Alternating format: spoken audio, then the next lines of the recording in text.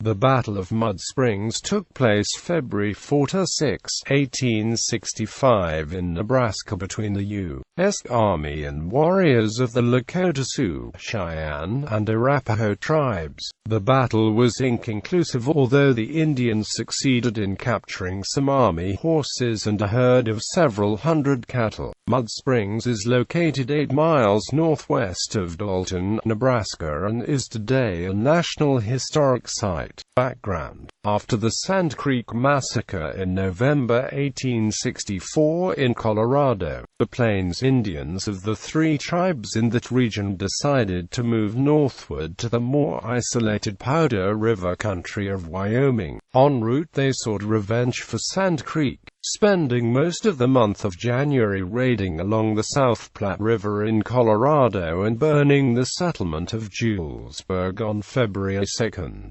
On February 3, they burned a telegraph station on Lodgepole Creek, and on February 4 an advance party of Sioux warriors appeared at Mud Springs, a stagecoach station with a telegraph. Only 14 men, including 9 soldiers, were behind the sodden log walls of the station. Both Indians and soldiers appear to have been well armed. Bullets from 21 different types of firearms have been found at the battle site. The most common arm of both sides may have been the Spencer carbine.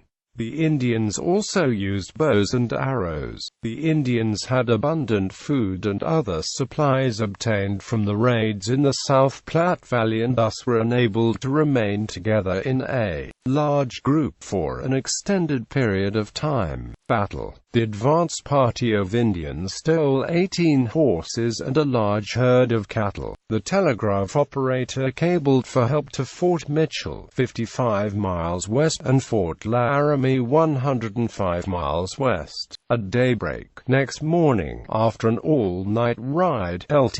William Ellsworth and 36 men reached Mud Springs from Fort Mitchell to reinforce the station. A large number of Indians, described as more than 1,000, arrived shortly thereafter. Ellsworth sent 16 men to occupy a bluff and prevent Indians from getting too close to the station, but they were attacked by 500 Indians and retreated to the station, suffering 1 man killed and 1 wounded. In the afternoon, the soldiers in the station opened the corrals and let the horses run loose. This had the desired effect of dispersing the Indians surrounding the station as they attempted to capture the animals. By that time, also, the Indians had tired of exchanging fire with the soldiers inside the thick-walled station and retired to their encampment about 10 miles east. At 2 a.m. February 6, Colonel William O. Collins with a 25-man escort arrived at Mud Springs, and early the next morning the remainder of his command of about 120 men arrived from Fort Laramie, bringing the total in the station up to 170 men.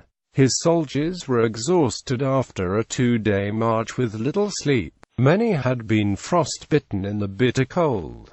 The main body of Indian warriors returned to Mud Springs soon afterward that morning. Collins estimated the Indian warriors numbered 500 to 1,000. Collins secured his horses in a makeshift corral formed by 4 wagons, but about 200 Indians began showering the horses and men in the corral with arrows from 75 yards away, killing and wounding horses and men. Collins sent out 2 groups of soldiers to drive the Indians out of bow and arrow range and capture and hold the higher ground. With the advance of the soldiers, the Indians slowly withdrew and departed the battlefield.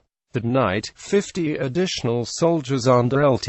William Brown arrived at Mud Springs with a 12-pounder mountain howitzer. Collins prepared to take the offensive the next day, February 7, but the Indian Army did not return to Mud Springs. Casualties of the soldiers were 1 man dead and 8 wounded. Colonel Collins estimated the Indian casualties at 30.